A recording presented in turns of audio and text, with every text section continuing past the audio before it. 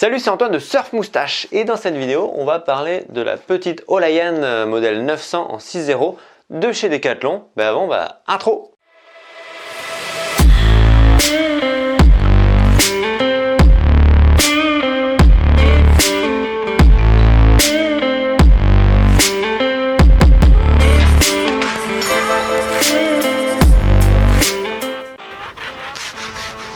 Bébé, qu'est-ce que tu vas faire?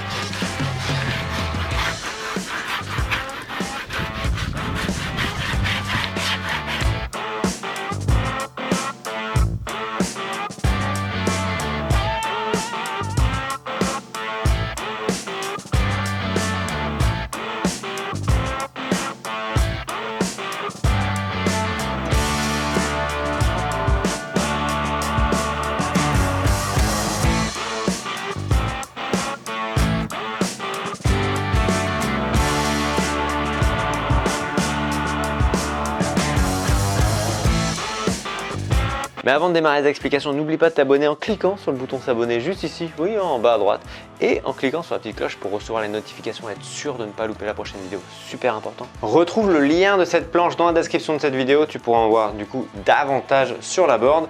Donc pour qui est-ce que cette planche est faite? Cette planche est faite pour les surfeurs, les petits gabarits, les surfeurs débutants de petits gabarits, donc je pense aux enfants, aux adolescents qui sont assez légers parce qu'on est sur une 6.0, on n'a pas énormément de longueur non plus.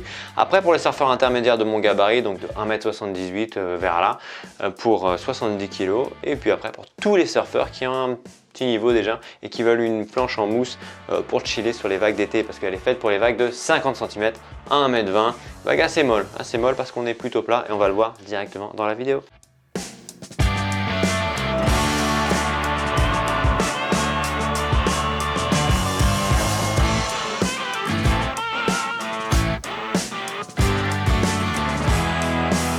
Donc au niveau de la forme de la planche, tu vois que ces deux lignes-là, les deux rails ici, ils sont parallèles, ce qui va te permettre de maximiser le volume sur la totalité de la planche pour avoir du coup plus de stabilité, plus de portance pour générer de la vitesse. La vitesse sera super importante pour commencer à envoyer tes premières courbes, pour commencer à envoyer des cutbacks ou peu importe quelle manœuvre tu veux faire, il te faudra de la vitesse. Donc pour ça, de la portance, de la flottabilité, etc. Ensuite, on voit que le nose ici est vraiment large, toujours dans cette même dynamique d'avoir du volume et donc de la vitesse. Et pareil à l'arrière. Cette planche est faite pour être stable. Ça va pas être la planche super perf, mais c'est une planche faite pour vraiment avoir de la stabilité, générer de la vitesse. On le voit même quand j'ai envoyé quelques flotteurs. Donc je suis venu taper la lèvre, je suis resté assez droit et après en retombant, je suis retombé à plat en bas de la vague et je suis retombé à plat mais super stable. La planche est vraiment stable. Alors cette planche est fournie avec les dérives. Et un petit pad sur le dessus, sur l'arrière pour ne pas mettre de wax ici. Donc tu auras plus d'accroche. Et pour ceux qui se le demandent, on met de la wax sur les planches en mousse. Sinon, ciao, bye bye. Tu vas pas y rester longtemps. Donc un peu de wax. Au niveau des dérives, déjà elle va être fournie avec les dérives en plastique. Avec bord mou, s'il vous plaît. Oui, ça évitera de venir mettre un petit coup de dérive au copain et de le couper en deux. Ouais, du coup, c'est pour un peu plus de safety. Si tu veux un peu plus de performance, tu pourras mettre des dérives classiques comme des dérives FCS 1. Voilà, tu pourras mettre des dérives avec une forme un peu droite. Ça te permettra d'avoir plus de réactivité parce que cette planche est assez plate. Donc des dérives assez droites comme les FCS Reactor. Ça t'apportera un peu plus de piment supérieur, même si ça reste une planche un peu chill. Lorsqu'on regarde le rocker sur cette planche, tu vois qu'on a un rocker plat. Le rocker, c'est la manière dont est relevé l'avant et l'arrière de la planche. C'est pas énormément relevé parce qu'on veut une planche qui produise de la vitesse pour faire tes premières manœuvres, ouais, pour faire tes petits cutbacks, pour faire tes petites remontées sur la lèvre. Et en fait, si tu surfes des vagues plates, tu veux une planche qui puisse épouser un maximum la surface de la vague, donc tu veux une planche assez plate.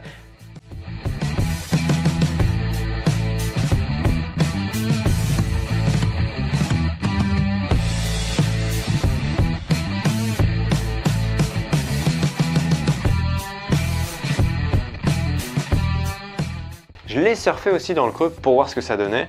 J'ai vu qu'en partant vraiment à l'intérieur, c'est un peu difficile. Tout simplement, même en mettant tout mon poids sur le pied arrière pour éviter de piquer. En fait, ce qui se passait, c'était que le temps de réaction est un peu plus lent parce que c'est une planche plus épaisse, plus volumineuse, etc. Donc si tu veux surfer des vagues un peu plus creuses, mon conseil c'est déjà, tu changes les dérives, tu mets des dérives en résine, des dérives qui ont une meilleure tenue.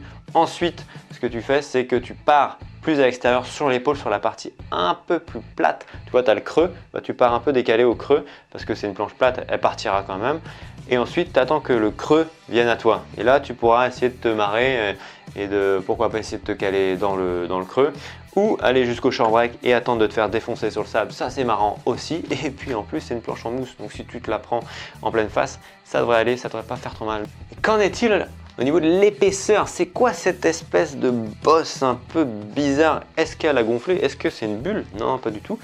D'ailleurs, les planches en mousse, pour éviter de créer des bulles, les laissez pas dans les bagnoles par 40 degrés parce que sinon ça va, la mousse va tout simplement se décoller et là bah, c'est un peu foutu. Donc voilà, non, cette surélévation comme nous pourrions l'appeler, c'est tout simplement un peu plus de mousse qu'ils ont mis ici pour t'apporter plus de portance à la rame parce que ta poitrine sera à peu près ici. Et du coup, lorsque tu vas ramer, tu auras plus d'épaisseur, plus de flottabilité pour partir plus facilement sur la vague. Qu'est-ce qui se passe sur le dessous de cette planche? Bah, cette planche, la Olayan, elle a un double concave qui va partir du nose et se poursuivre jusqu'à l'arrière, jusqu'au tail. Double concave, je rappelle, c'est lorsque c'est creusé comme ça de part et d'autre de la latte, donc creusé entre le rail et la latte de chaque côté. Le but, concentrer le flux d'eau comme ça de chaque côté de la latte et t'apporter une meilleure bascule pour passer d'un rail sur l'autre, de tes talons vers tes orteils et donc d'avoir plus de performance. Je l'ai testé, je voulais vraiment voir ce point là quand je suis parti un peu à contre-pic et paf, j'ai tourné au dernier moment pour pousser et voir ce que ça donnait sur le rail. Ça a tourné, c'est pas une planche perf, c'est fait pour vraiment envoyer des petites courbes, mais ça, tu peux aller venir là et pousser un peu, donc ça c'est intéressant. Sinon après, lorsque tu arrives à l'arrière, tu as un petit V. Un petit V, c'est lorsque c'est une petite arête qui ressort, qui est légèrement plus haute que les rails pour t'apporter encore un peu plus de maniabilité sous le pied arrière. Donc c'est ce cocktail là qui va te donner ces sensations un peu de bascule plus aisée, si j'ose dire, sur les rails, pour justement t'amuser et commencer à envoyer des petites courbes. Voilà.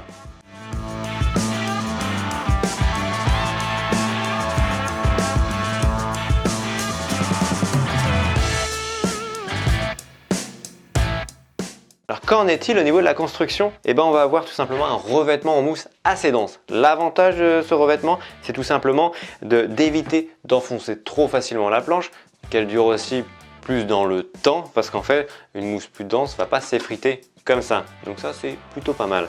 Après moi ce que j'aime bien dans la mousse dense, c'est que j'ai l'impression que je peux pousser plus. Hop.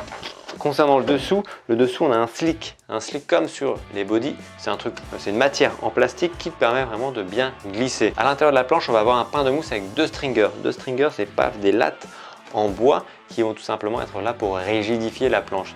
En fait cette board elle a quand même une structure de planche pour débutants, c'est-à-dire une planche qui est censée ne pas te faire mal lorsqu'il y a contact avec, et en même temps on veut qu'elle puisse durer un minimum. Après l'avantage avec Decat, c'est que tu as aussi 2 ans de garantie, donc si tu as un problème, hop, back to the shop, il devrait fixer ton problème. Ça y est, c'est la fin de cette vidéo. J'espère que tu en sais maintenant davantage sur le petit modèle Olayan 900. Si tu as des questions, va directement dans les commentaires comme d'habitude.